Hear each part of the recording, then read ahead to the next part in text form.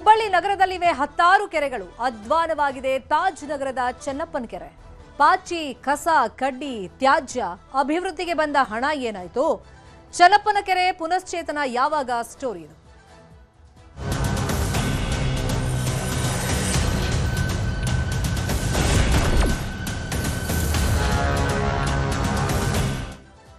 ಹುಬ್ಬಳ್ಳಿ ಭಾಗದಲ್ಲಿ ಅನೇಕ ಕೆರೆಗಳಿವೆ. ಆದರೆ ಆ ಕೆರೆಗಳ ಪರಿಸ್ಥಿತಿ ಯಾರು ಹೇಳೋರಿಲ್ಲ, ಕೇಳೋರಿಲ್ಲ, ಹಂಗಾಗ್ಬಿಟ್ಟಿದೆ. ಕೆರೆ ಸೇರ್ತಾ ಇವೆ ಚರಂಡಿಗಳ ನೀರು. ಕೆರೆ ಅಭಿವೃದ್ಧಿಯೇ ಮರೀಚಿಕೆ ಆಗ್ಬಿಟ್ಟಿದೆ. ಹಂಗಂತ ಅನುದಾನ ಏನು ಬರ್ತಾ ಇಲ್ಲ ಅಂತಲ್ಲ, ಅದಕ್ಕೋಸ್ಕರ ಅನುದಾನ ಮೀಸಲಿಡ್ತಾರೆ. ಬಟ್ ಆ ದುಡ್ಡೆಲ್ಲ ಹೋಗ್ತಿದೆ ಅಂತ ಹೇಳಿ ಸಾರ್ವಜನಿಕರು ಪ್ರಶ್ನೆ ಮಾಡ್ತಾ ಇದ್ದಾರೆ. ಹುಬ್ಬಳ್ಳಿ ಧಾರವಾಡ ಪಾಲಿಕೆ ಏನ್ ಮಾಡ್ತಾ ಇದೆ ಹಾಗಾದ್ರೆ? ಈ ಕೆರೆ ಅಭಿವೃದ್ಧಿ ವಿಷಯವಾಗಿ ಪಾಲಿಕೆ ಯಾಕೆ ಮೌನ ವಹಿಸಿದೆ? 4 ಎಕರೆ ವಿಸ್ತೀರ್ಣದ ಕೆರೆ ಪರಿಸ್ಥಿತಿ ಇವತ್ತೇನಾಗಿದೆ? ಆ ಬಗ್ಗೆ ಒಂದು ವರದಿ ಇದೆ, ನೋಡೋಣ.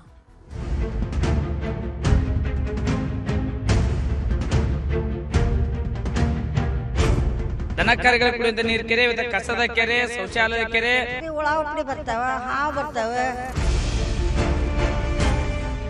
ಹುಬ್ಬಳ್ಳಿ ನಗರದಲ್ಲಿ ಹತ್ತಾರು ಕೆರೆಗಳಿವೆ. ಆದ್ರೆ ದಾಖಲೆಗಳಲ್ಲಿ ಮಾತ್ರ ಕೆಲ ಕೆರೆಗಳಂತೂ ಅಧ್ವಾನವಾಗಿವೆ. ಇದಕ್ಕೊಂದು ತಾಜಾ ನಿರ್ದೇಶನ ತಾಜ್ ನಗರದ ಚೆನ್ನಪ್ಪನ ಕೆರೆ. 4 ಎಕರೆ 9 ಗುಂಟೆ ವಿಶಾಲವಾದ ವ್ಯಾಪ್ತಿಯಲ್ಲಿ ಕೆರೆ ಇದೆ. ಆದ್ರೆ ಈ ಪ್ರದೇಶವನ್ನು ನೋಡಿದ ಕೂಡಲೇ ಕೆರೆ ಅನ್ನೋ ಕುರುಹುಗಳೇ ಸಿಗಲ್ಲ. ಅಷ್ಟರ ಮಟ್ಟಿಗೆ ಪಾಚಿ, ಕಸ, ಕಡ್ಡಿ, ತ್ಯಾಜ್ಯದಿಂದ ತುಂಬಿದೆ. ಅಮೃತ ಯೋಜನೆ ಅಡಿ ಈ ಕೆರೆಗೆ 2 ಕೋಟಿ ರೂಪಾಯಿ ಅನುದಾನ ಬಿಡುಗಡೆಯಾಗಿದೆ. ಆದ್ರೂ ಕೆರೆ ಪುನಶ್ಚೇತನಗೊಳಿಸುವ ಕೆಲಸ ಆಗಿಲ್ಲ. ದುಡ್ಡು ಏನಾಯ್ತು ಅಂತಾನೂ ಗೊತ್ತಿಲ್ಲ. ಒಂದು ಕಾಲದಲ್ಲಿ ಇತಿಹಾಸ ಉಳ್ಳಂತ ಕೆರೆ, ನಮ್ಮೂರಿಗೆ ನೀರು ಕೊಡ್ತಿತ್ತು. ದನಕರ ಎಲ್ಲ ಆರೋಗ್ಯದಂತ ಕೆರೆಯನ್ನ ಇವತ್ತು ಹಾಳು ಬೀಳೋ ಕಾರಣ ಅಂದ್ರೆ ನಮ್ಮ ಅಭಿವೃದ್ಧಿ ಇಲ್ಲ. ಅದು ಬಂದಂಥ ಅನುದಾನ ಸರಿಯಾಗಿ ಅದಕ್ಕೆ ಉಪಯೋಗ ಆಗಿದೆ. ಇವತ್ತು ಈ ಪರಿಸ್ಥಿತಿಗೆ ನೀವು ನೋಡಿದ ಹಾಗೆ ಕಾಣ್ಬೋದು. ಈಗೂ ಕೂಡ ಏನೋ ಒಂದು 3 ಕೋಟಿ ಅನುದಾನ ಬಿಡುಗಡೆ ಆಗೈತೆ ಅಂತ ನಮಗೆ ಮಾಹಿತಿ ಅದ.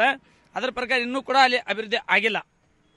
ಆ 3 ಕೋಟಿ ಹಣದಲ್ಲಿ ಹಿಂದೆ ಏನು ನಮ್ಮ ವಿಚಾರ ಇತ್ತು, ಇಲ್ಲಿ ವಾಕಿಂಗ್ ಪಾತು, ಗಾರ್ಡನ್ನು, ಕುಂದ್ರ ಕುರ್ಚಿ ಮತ್ತು ಬೇರೆ ಬೇರೆ ಉದ್ಯಾನವನ ನಮ್ಮ ನಾಗರಿಕ ಅನುಕೂಲ ಮಾಡಿಕೊಡ್ಬೇಕಿತ್ತು. ವಾರ್ಡಿನ ಜನಕ್ಕೆ ಇಲ್ಲಿವರೆಗೆ ಆಗಿಲ್ಲ.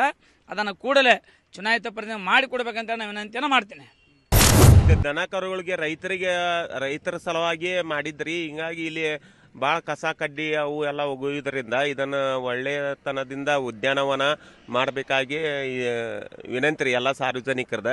ಇಲ್ಲ ಅಂದ್ರೆ ಇಲ್ಲಿ ನಾನಾ ಥರದ ಕಸ ಕಡ್ಡಿಗಳನ್ನು ಒಗಿತಾರ್ರಿ ಕೆರೆಯೊಳಗೆ. ಅದರಿಂದ ಬಾಜು ಇದ್ದ ಎಲ್ಲ ಜನ ಏರಿಯಾದವ್ರಿಗೆ ಭಾಳ ತೊಂದರೆ ಆಕೈತ್ರಿ. ಚಿಕ್ಕ ಮಕ್ಕಳು ಅದು ಅಡ್ಡಾಡೋ ಟೈಮ್ದಾಗ ಹಾವು ಮತ್ತು ಒಳ ಉಪಡಿಗಳು ಬರೋದ್ರಿಂದ ಅದನ್ನು ತಪ್ಪಿಸ್ಬೇಕಂತೇಳಿ ಅಧಿಕಾರಿಗಳಿಗೆ, ಸಂಬಂಧಪಟ್ಟ ಅಧಿಕಾರಿಗಳಿಗೆ ಕೇಳ್ಕೊಂತೇವ್ರಿ. ಈ ಹಿಂದೆ ಕೆರೆ ಸುತ್ತಲೂ ಫೆನ್ಸಿಂಗ್ ಹಾಕಲಾಗಿತ್ತು. ಕೆರೆಯ ಒಂದು ಭಾಗದಲ್ಲಿ ಶೌಚಾಲಯವನ್ನು ನಿರ್ಮಿಸಲಾಗಿತ್ತು. ಆದರೆ ಇದ್ಯಾವುದೂ ಪ್ರಯೋಜನಕ್ಕೆ ಬಾರದಂತಾಗಿದೆ. ಈಗ ಚರಂಡಿಗಳ ನೀರು ಕೆರೆ ಸೇರುತ್ತಿದೆ. ಕೆರೆಯ ಸುತ್ತಲಿನ ಬೇಲಿ ಹಾಳಾದ ಕಾರಣ ಸತ್ತ ಪ್ರಾಣಿಗಳನ್ನು, ಮನೆಗಳ ತ್ಯಾಜ್ಯವನ್ನು ಕೆರೆಗೆ ಎಸೆಯುತ್ತಿದ್ದಾರೆ. ಹೀಗಾಗಿ ಸೊಳ್ಳೆ, ನೊಣಗಳ ಕಾಟ, ಜನರಿಗೆ ಜ್ವರದಂತಹ ಸಮಸ್ಯೆಗಳು ಶುರುವಾಗುತ್ತಿವೆ. ಕೆಲವರಿಗೆ ಚರ್ಮ ರೋಗಗಳು ಹೆಚ್ಚಾಗುತ್ತಿವೆ. ಸಮಸ್ಯೆ ಅನ್ನಕೇನೈತ್ರಿ, ಉಳ್ಳಾಗಡ್ಡಿ ಬರ್ತಾವ, ಹಾವು ಬರ್ತಾವ. ಆಮೇಲೆ ಮಕ್ಕಳು ಮರಿ ಜಡ್ಡು ಬ್ಯಾನಿ ಆಯ್ತೈತಿ. ಅಗಲೇ ದವಾಖಾನಿಗೆ ಹೋಗೋದು. ಹೊಟ್ಟಿಲಿದ್ದಾರು ಇರ್ತಾರೆ. ಅವಕ್ಕೆ ಏನಾರು ಆದ್ರೆ ಮತ್ತೆ ಅವ್ರು ಕರ್ಕೊಂಡು ಮತ್ತೆ ದವಾಖಾನಿಗೆ ಹೋಗ್ಬೇಕು. ನಾವು ಬಡವರು ಎಲ್ಲಿಂದ ರೊಕ್ಕ ತರಬೇಕು, ದುಡಿಬೇಕು, ನಮ್ಮ ಜೀವನ ನಡೆಸ್ಬೇಕು. ಸ್ವಚ್ಛ ಮಾಡಿಸಿದ್ರೆ ಚಲೋ ಆಕೈತ್ರಿ ನಮಗೆ. ಎಲ್ಲ ಹೊಲಸೆಟ್ ಐತ್ರಿ, ಎಲ್ಲ ಸ್ವಚ್ಛ ಮಾಡ್ಬೇಕ್ರಿ. ಹುಡುಗರು ಅದು ಅಡ್ಡಾಡ್ತಾವ್ರಿ ಮನ್ಯಾಗ, ಆವದು ಎಲ್ಲ ಬರಾಕತ್ತಾವ್ರಿ. ನಾವು ವ್ಯಾಪಾರಕ್ಕದು ಹೋಗ್ತೇವ್ರಿ. ಮಕ್ಕಳ ಸಂಬಂಧ ಏನು ಬರ್ತೈತಿ ಏನಿಲ್ಲ ಅಂತ ಅದೊಂದು ಹೆದರ್ಕ್ರಿ. ಅದರಿ ಎಲ್ಲ ಸ್ವಚ್ಛ ಮಾಡಿಸ್ಬೇಕ್ರಿ ಕೆರೆ. ಎಲ್ಲ ಸ್ವಚ್ಛ ಮಾಡಿದ್ರೆ ಮಕ್ಕಳ ಮರಿ ಎಲ್ಲ ಅಡ್ಡಾಡ್ತಾವು, ಹಾವು ಭಾಳ ಬರಾಕತ್ತಾವ್ರಿ. ಮೊದಲೆಲ್ಲ ಚೆನ್ನಪ್ಪನ ಕೆರೆ ಸುತ್ತಮುತ್ತಲಿನ ಪ್ರದೇಶದ ಜನತೆಗೆ ದಾಹ ತೀರಿಸುತ್ತಿತ್ತು. ನಂತರ ದಿನ ಬಳಕೆಗೆ, ತದನಂತರ ಜಾನುವಾರು ಹಾಗೂ ವಾಹನಗಳ ಸ್ವಚ್ಛತೆಗೆ ಬಳಕೆ ಮಾಡಲಾಗ್ತಿತ್ತು.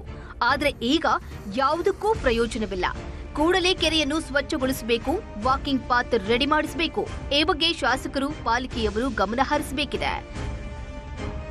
ಶಿವರಾಮ್ ಅಸುಂಡಿ, ನ್ಯೂಸ್ 18 ಹುಬ್ಬಳ್ಳಿ. ಇದೇ ವಿಷಯವಾಗಿ ಇನ್ನಷ್ಟು ಡೀಟೇಲ್ ಆಗಿ ಇನ್ಫಾರ್ಮೇಶನ್ ಕೊಡ್ತಾ ಹೋಗೋದಕ್ಕೆ ನೇರ ಸಂಪರ್ಕದಲ್ಲಿ ಕನೆಕ್ಟ್ ಆಗಿದ್ದಾರೆ ನಮ್ಮ ರಿಪೋರ್ಟರ್ ಶಿವರಾಮ್ ಅಸುಂಡಿ. 3 ಕೋಟಿ ಅನುದಾನ ಬರುತ್ತೆ, ಬಟ್ ಅದು ಎಲ್ಲಿ ಹೋಗುತ್ತೆ ಅಂತೇಳಿ ಸಾರ್ವಜನಿಕರು ಪ್ರಶ್ನೆ ಮಾಡ್ತಾ ಇದ್ದಾರೆ. ಈಗ ಸ್ವಚ್ಛಗೊಳಿಸುವಂತ ವಿಷಯವಾಗಿ ಪಾಲಿಕೆ ಏನ್ ಹೇಳುತ್ತೆ? ಶರ್ಮಿತಾ, ಇಲ್ಲೇನಂದರೆ ಅಮೃತ್ ಯೋಜನೆಯಡಿ 2 ಕೋಟಿ ಬಂದಿದೆ. ಈ ಹಿಂದೆನೂ ಸಹ ಲಕ್ಷಾಂತರ ರೂಪಾಯಿ ಹಣ ಬಂದಿತ್ತು. ಈಗೇನಂದರೆ ಈ ಹಿಂದೆ ಬಂದಂಥ ಅನುದಾನದಲ್ಲಿ ಏನಂದರೆ ಆ ಒಂದು ಏನು ಡಿಸಿಲ್ಟಿಂಗ್ ಮಾಡುವಂತಹ ಹೂಳೆತ್ತುವಂಥ ಕೆಲಸ ಆಗಿತ್ತು, ಜೊತೆಗೆ ಫೆನ್ಸಿಂಗ್ ಹಾಕುವಂಥ ಕೆಲಸ ಆಗಿತ್ತು. ಅದಾದ ನಂತರ ಏನು ಅಮೃತ್ ಯೋಜನೆಯಡಿ 2 ಕೋಟಿ ಬಂದಿದೆ, ಆ ಹಣ ಎಲ್ಲಿ ಹೋಯ್ತು ಅನ್ನೋದು ಪ್ರಶ್ನೆ ಕಾಡ್ತಾ ಇದೆ.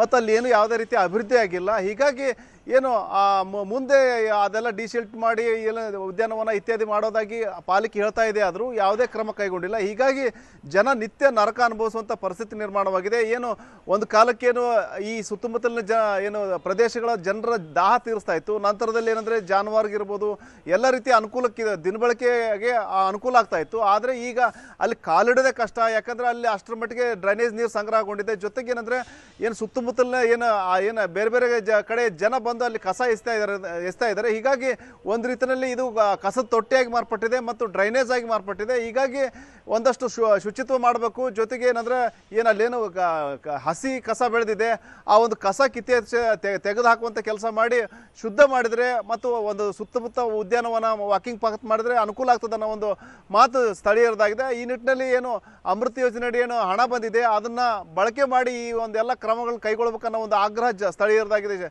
ಶರ್ಮಿತಾ, ಫೈನ್, ಫಾಲೋ ಮಾಡೋಣ. ಥ್ಯಾಂಕ್ ಯು ಶಿವರಾಮ ಸುಂಡಿ, ಈ ಕ್ಷಣದ ಮಾಹಿತಿಯನ್ನು ಕೊಟ್ಟಿದ್ದಕ್ಕೆ. ಇನ್ನು ಇವತ್ತು ಪ್ರಸಾರವಾದಂತಹ ಸುದ್ದಿಯ ಫಾಲೋಅಪ್ ಅನ್ನು News 18 ಮಾಡುತ್ತೆ. ನೋಡ್ತಾ ಇರಿ News 18 ಕನ್ನಡ, ಜಾಲ ನಮ್ಮದು, ಬಲ ನಿಮ್ಮದು.